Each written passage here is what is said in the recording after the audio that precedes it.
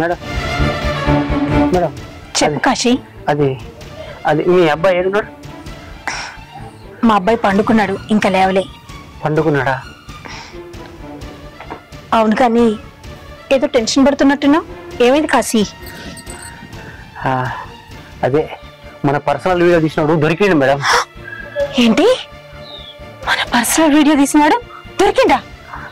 ఏడువాడు? తీసుకొచ్చినవా? ఎక్కడున్నాడు?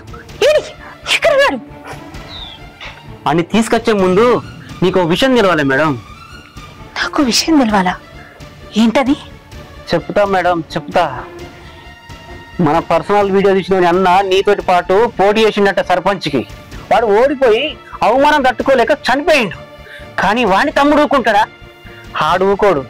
కాబట్టి ఆడ ఆ వీడియో తీసి పబ్లిక్ లో పెట్టి అంత వైరల్ చేస్తుండు. ఎవరా తమ్ముడు? దానికోసం ఇదంతా ఎందుకు చేస్తున్నాడు? ఎందుకు చేస్తుండంటే వాళ్ళన్న ఎట్లా అవమానంతో చచ్చిపోయిండో అదే అవమానంతో నువ్వు అలానే నువ్వు చనిపోవాలని చెప్పి చేస్తుండు వాడు. ఎవడు వాడు?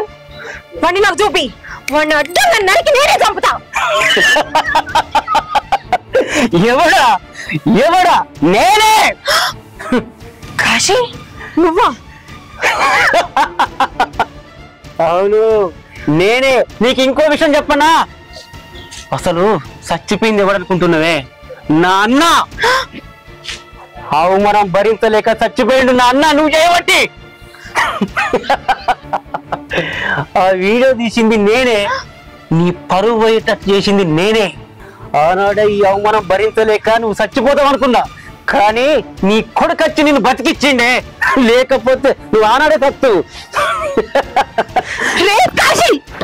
నన్ను నమ్మించి మోసం చేసావు కదా, నిన్ను నేనే చంపుతా. నువ్వేంది నన్ను చంపేది? నేనే నిన్ను చంపుతా.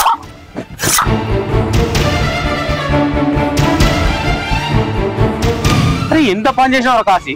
నిన్నేమో సంపుతా, దాన్ని నరుకుతా, పొడి చేస్తాను పోతివి. ఏమైందిరా పొడవకపోతివి? నీకు ఏమర్థమవుతుందన్న? ఎప్పుడు దాని ఎంబడి దాన్ని కొడుకుండా అంటే దయ్యం వాళ్ళే ఎట్లా చంపొస్తావు చెప్పు? నువ్వేదో సంపుతావు, నేనేదో ఆశపడితే కదరా. ఆశపడడానికి ఉత్తది అయిపోయాయి కదరా. చంపులంటే ఆశమాష అనుకుంటా, కోడి అనుకుంటా, కొంగ అనుకుంటా. ఒక మనిషిని చంపాలంటే ఏంటి తెలుసా? అరే నువ్వే అంటూ కదరా, దాన్ని చంపకపోతే నా పేరు మార్చుకో, ఇట్లా మిసాలు నింపుకుంటా పోతే ఏం చేసినావురా? చంపుతాన్నా, ఇప్పటికైనా చంపుతా, కానీ అవకాశం కోసం చూస్తాను. ఎప్పుడు దాని కొడుకు దాని ఎంబడి ఉంటే ఎట్లా వీలైతుంది అనుకుంటా. మరి నువ్వే గట్లా అనుకుంటే నీతోటి కాకపోతే నాతోటి ఎట్లయితారా? నువ్వు గిట్ల అవుతావని అనుకోలేరా నేను. అన్నా, ఈ అవకాశం పోతేందే ఇంకో అవకాశం ఎదురు చూస్తా. అప్పుడు కానీ దాన్ని చంపకపోతే నా పేరు కాశీగారే కాదు. చూడు, అరే మత్తు చెప్తున్నావురా ఈ మాటలు. మాటలకేం తక్కువ లేవరా నువ్వు? సంపి మాట్లాడరా. అప్పుడు ఏం మనిషి ఉన్నావురా? అరే ఇన్నొద్దులు కాశీగా అంటే పులి, తోపు, తురుము అనుకున్నారా? కానీ నువ్వు ఉత్త పిల్లిగా వెళ్ళిందిరా. నాకు నీ మీద నమ్మకం కలుగుతలేరా? ఏందన్నా, నేను సర్పంచ్ సపోర్టర్ను, ఇలువ లేకుండా మాట్లాడతాను కొంచెం కూడా. సర్పంచే సంకనాకపోయిందిరా. నువ్వేంతరా? నువ్వేదో పొడి చేస్తావు, తురుము కాను, తోపు అని అనుకున్నా. నువ్వు కూడా ఉత్తోని వెళ్ళిందిరా. పోనీలే అన్నా, నువ్వంతా టెన్షన్ తీసుకోకు. ఈసారి మొత్తం పక్క ప్లాన్ వేసి దాన్ని లేపెత్తా. అరే నేను నీ గురించి చెప్తాను. ఈసారి అన్న పకడ్ బందుగా ప్లాన్ అయ్యి. అన్నా, నువ్వు చెప్పింది నేమే. ఈసారి మాత్రం పక్క ప్లాన్ వేసి దాన్ని చంపెత్తా అన్న. అదే పని నుండు. ఈ శంకర్ గారితో కూడా మాట్లాడాలని చెప్తాను. ఏంటి సుకన్య, నిన్న అమ్మ వచ్చిందట, పోతే ఏమైంది 4 రోజులు అన్ని బుద్ధి తక్కువ పనులు చేస్తావు. ఉపాసకు 4 రోజులని అవ్వగారింటికి పోయి రావానే? ఏం పోవాలక్క, అడిగిపోయి ఏం చేసేది ఉంది వాళ్ళతో మాటలు తప్ప. మా అమ్మ మంచిగా చదివిపిత్త బిడ్డ చదువుకోవాలంటే మా అన్న మా వదిన ఇద్దరు ప్లాన్ చేసుకొని తాబోతను కట్టగట్టిరు. నన్ను చదువునియకుండా చేసిర్రు. నా చదువులో మొత్తం మన్ను వచ్చిందే వాళ్ళు. ఇప్పుడు ఏం ముఖం పెట్టుకొని పోవాలి? వాళ్ళని చూస్తే నాకు అంత అసహ్యం అనిపిస్తుంది. వాళ్ళు మళ్ళీ ఊకుంటారా? నువ్వు గట్లా, నువ్వు గిట్లా, అది అట్లా అయిందా, ఇది ఇట్లా అయిందా అని అల్లి బిల్లి మాటలు మాట్లాడతారు. మళ్ళా అనరాని మాటలన్నీ నన్ను బాధ పెడతారు అక్క. అందుకే నేను పోను అన్నా. కాదు సుకన్య, మనుషులు ఎప్పుడు ఒకే తిరుగుంటారా అనే? నీ పరిస్థితిని బట్టి నిన్ను అర్థం చేసుకుంటారు. అప్పుడు ఏదో అయిపోయింది, ఇప్పుడు కూడా మంచిగా చూసుకోకుండా ఉంటారా అనే? నిన్ను ఎట్లాగో నీకు ఇక్కడ మొగన్ సక్కదనం మంచిగా లేదని చెప్పి నిన్ను అర్థం చేసుకుంటారు. ఏదైనా కష్టమో సుఖమో అడుగుతారు. అవసరమైతే ఆయన నిలదీస్తారు నీ మొగన్ని. పోయి 4 రోజులు ఉపాసకు ఉండి రావాలనే. ఎప్పుడు అత్తగారి ఇంట్లో సమస్యలతో సతమతం అయితే బతుకుతావానే? జీవితాంతం ఇంతేనా? మీ అమ్మ రమ్మన్నప్పుడు పోతే ఎంత మంచిగా అనిపిస్తుంది ఆమెకు కూడా. నువ్వేందక్క నువ్వు బాగానే చెప్తావు. నేను మా ఇంటికి పోతే మా వదిలే పోరు అత్త కంటే ఎక్కువ ఉంటది నాకు. కాకపోతే మూడైతే ఏమైంది, మంచిగా ఉండాలి, ఇయ్యలా కాకుండా రేపు మారడా, చేసుక బతకాలని చెప్పేసి నాకే నీతి సూత్రాలు చెప్తుంది. ఇంకా ఆమె మంచిగా ఉండదు కానీ నన్నే ఇంకా ఏలెత్తి చూపిస్తుంది. నాకు అందుకే పోబుద్ది అయితే లేదక్క, నేను రానని చెప్పిన. అది కాదు సుకన్య, నువ్వేమన్నా అనుకో, నన్ను తిట్టుకున్నా మంచిదే. మనకు అత్తగారింట్లో కష్టం వచ్చినప్పుడు 4 రోజులైనా అవ్వగారింటికి పోయి రావాలే. అప్పుడు నీ భర్తకు నీ విలువేందో తెలిసి వస్తుంది.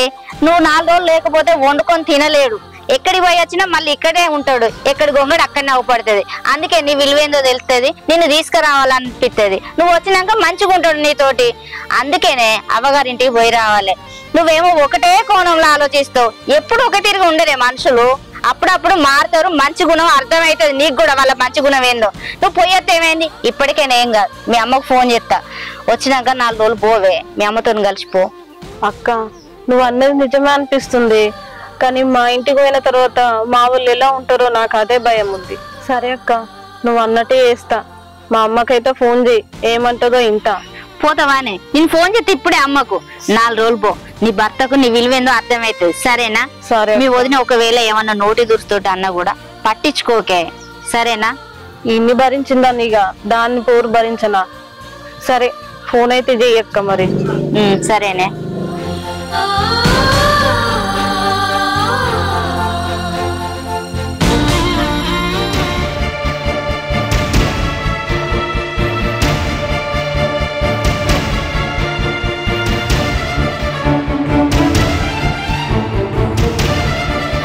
ఎక్కడికి రా? అమ్మా, నిన్ను బ్లాక్మెయిల్ చేసింది ఎవడు అని అడిగితే నాకు చెప్పలేవు కదా. వాడెవడో నాకు తెలిసింది, వాడి దగ్గరికి పోతున్నా. ఏం మాట్లాడుతున్నారా? అసలు వాళ్ళ గురించి నీకెట్లా తెలుసు? నిన్ను అడిగితే నువ్వు చెప్పలేదు కదమ్మా, అందుకని నాకు నేనే తెలుసుకున్నా. ఇక్కడ నుంచి వాడి గురించి అడిగి నేను ఇబ్బంది పెట్టను, కానీ వాడిని ఏం చేస్తున్నా చూడు. శివ వద్దురా, నిన్ను అట్లా చూడలేనురా. ఆ విషయం నీతో మర్చిపోరా. అమ్మా, నువ్వు మర్చిపోతావేమో, నీ కొడుకుగా నేను మర్చిపోరా అని వాడంతా చూస్తా. శివ శివ శివ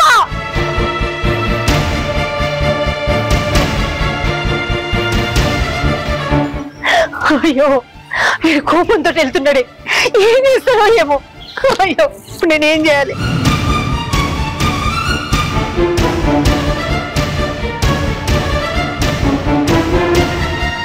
హలో కాశీ, కాశీ,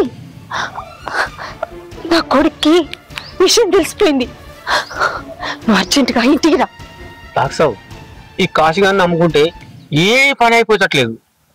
నిన్ననేమో మనం పంచాయతీ పెడదాం అనుకున్నామా, పంచాయతీ పిలుపుదాం సర్పంచ్ అమ్మని అంటే, మీకెందుకు, పంచాయతీ పెడితే మన పరువు పోతుంది, సర్పంచ్ అమ్మ నోరిప్తే అని చెప్పవట్నే. అరే గట్లా అంటున్నా అంటే దాన్ని ఇలా రాత్రికి వేసేస్తానడే. నేను కూడా సంబరపడిపోయినా. ఈ సర్పంచ్ వీకిందనుకో, నెక్స్ట్ సర్పంచ్ ఇవ్వలే, నేనే కాదు ఉప సర్పంచ్, నాకే అవకాశం ఉంటుంది. నేనెంతో ఆశపడినే, తీరా చూస్తే వాళ్ళ కొడుకు ఏమని ఉంటుండు, అంటు పెట్టుకుని ఉంటుండు, సంపూర్ణతడు కానీ పొద్దుగా లేసరి చెప్తుండు. అయినా మీరు నమ్ముకుని అంత వేస్ట్ నాకు అర్థమవుతుంది. అందుకే మొదలే చెప్పిన శంకర్, ఇవన్నీ ఊహించినా నేను. వాని కొడుకుని చూస్తే నాకు మొదలే అనుమానం వచ్చింది, వాడు బాగా ఫాస్ట్ ఉన్నాడు. ఎందుకంటే కొడుకుని చూసుకొని ఆమె కూడా జర ధైర్యంగానే ఉంటది. అందుకనే మనం మొదలు పంచాయతీ పెట్టి దాని ఇజ్జత్ పజిత్ అన్నీ చేసినాం అనుకో, ఆ అవమానంతో చచ్చిపోకు. అట్లయితే అంత నువ్వు చచ్చిపోతే అంత నువ్వే ఉప సర్పంచ్ పోయి సర్పంచ్ పోయేదు. మరి ఇప్పుడు ఏం చేద్దాం అంటావు సాగు? ఇక మనకున్నది ఒకే ఒక ఆప్షన్ ఉన్నది, ఆ ముగ్గురిని కథం పట్టేద్దాం. తర్వాత ఉన్న సర్పంచ్ పోగానే కాబోయే సర్పంచ్ నువ్వు, మొత్తం రాజ్యమే నీది అయిపోతుంది ఊళ్ళే. అంతే అంటారా డాక్టర్? అంతే. అరే అమ్మని అడిగే విధంగా అడగాలరా, అట్లా కోపం కాబట్టి ఎందుకు చెప్తారా అమ్మ? ఇదే కోపం తగ్గించుకోమని చాలా సార్లు చెప్పాను నేను కూడా. ఆ కోపంలో అడిగితే మనం చెప్తా, నీకు ఎక్కడ ఏమైపోతావు అని చెప్పేసి అమ్మ బాధపడుతుంది. చిన్నప్పుడు వాడు ఎవరు అమ్మని ఒక మాట అన్నాడు అని చెప్పేసి మనం తలకి వాళ్ళు కొట్టినావు కదా, గుర్తుందా? అమ్మకప్పుడు పలుపడి ఉంది కాబట్టి నువ్వు బయటకు వచ్చినావు, లేదంటే ఇప్పటికి జైలు ఉండేటావు నువ్వు. అది గుర్తుపెట్టుకో. అన్ని రోజులు మనకి కావురా, ఒక్కొక్కసారి మనం తగ్గాలి. అమ్మని అడిగే విధంగా అడిగితే వాడు ఎవడో తెలుస్తుంది. అదే ఈ అవసరంలో అడిగినా అనుకో, వాడు ఎప్పటికి ఎవడో తెలియదు. అరే జరిగింది మా అమ్మకి కదా. నేను ఆ వీడియో చూసి తట్టుకోలేకపోయినా. ఎవడో ఫోన్ చేసి ఏమేమో అడ్డమైన మాట మాట్లాడుతుండవు. అది నిజమో అబద్ధమో నాకేం తెలియదు. కానీ అమ్మ నా పొజిషన్లు చూసి అమ్మ అనే మాటలు చూసి నేను తట్టుకోలేకపోయినా. నా కోపాన్ని ఎంత కంట్రోల్ చేసుకుందామన్నా అది నాకు కంట్రోల్ అవ్వట్లేదు. అమ్మ కనుక ఆ విషయం చెప్పి ఉంటే వాడిని అక్కడే ముక్కలుగా నరికి చంపేవాడిని. కానీ అమ్మ చెప్పట్లేదు. అదే ఇదే కోపాన్ని నేను తగ్గించుకోమనేది. నేను చెప్పినట్టు చెయ్యి, నీకే తెలుస్తుంది.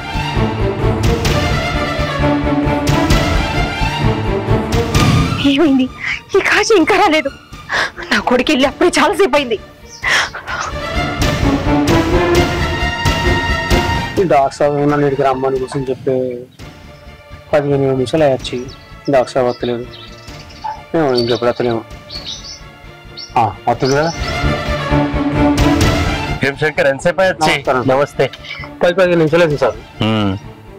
ఏం లేదు, ఇక మొత్తం నలుగురిని మాట్లాడినా.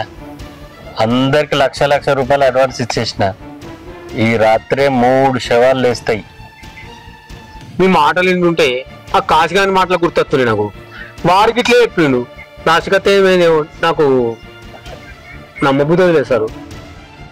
మేడం ఏమైంది? కంగారు ఫోన్ చేసిరా? కాశీ వచ్చినవా? నా కొడుక్కి విషయం తెలిసిపోయింది. వాళ్ళని చంపడానికని వెళ్ళిపోయిండు. విషయం తెలిసిపోయిందా? ఎట్లా తెలుస్తుంది? మీరు గిట్ట చెప్పిందా? నేనెందుకు చెప్తా కాశీ? మరి ఎట్లా తెలుస్తుంది మేడం? నేను చెప్పేదాన్ని ఉంటే అప్పుడే చెప్పేదాన్ని కదా.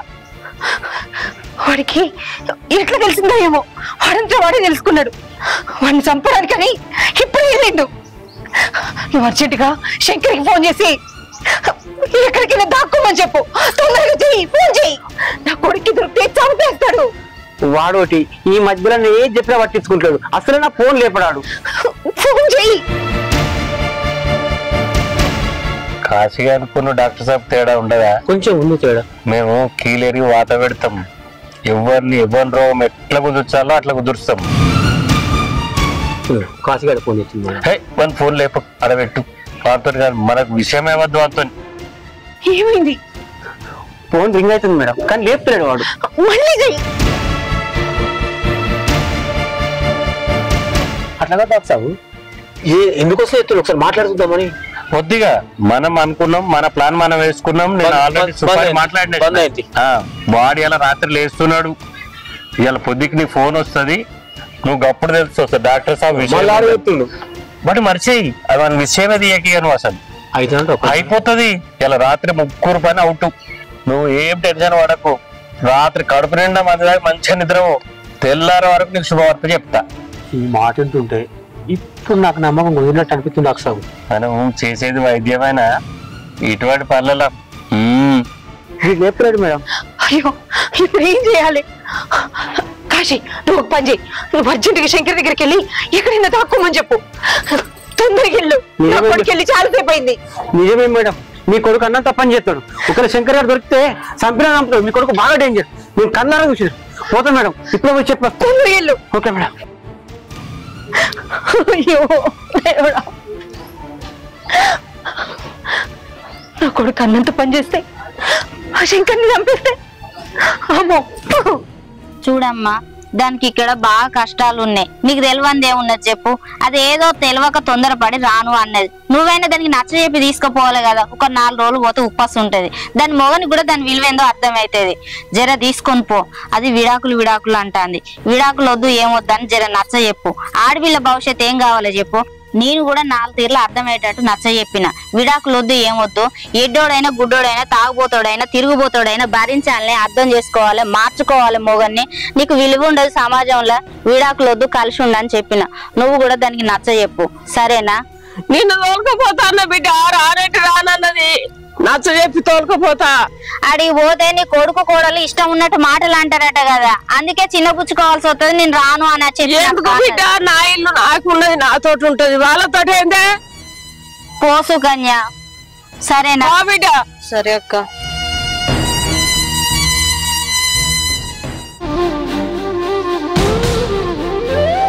అమ్మా అమ్మా ఏమైందమ్మా? టెన్షన్ పడుతున్నా. వాడిని ఏం చేసావురా నువ్వు? ఏం చేసావు?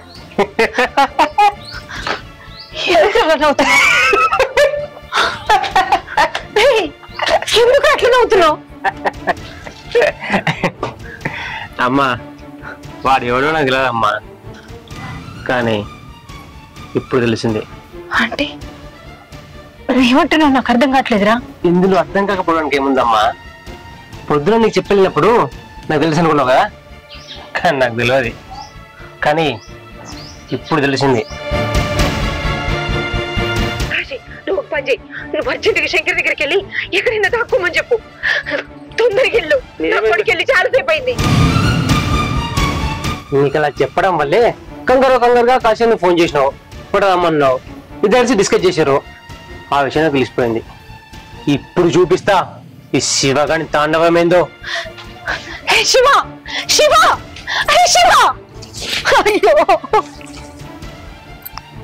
అయ్యో, ఎంత పని అయింది. అయ్యో, ఇప్పుడు ఏం చేయాలి?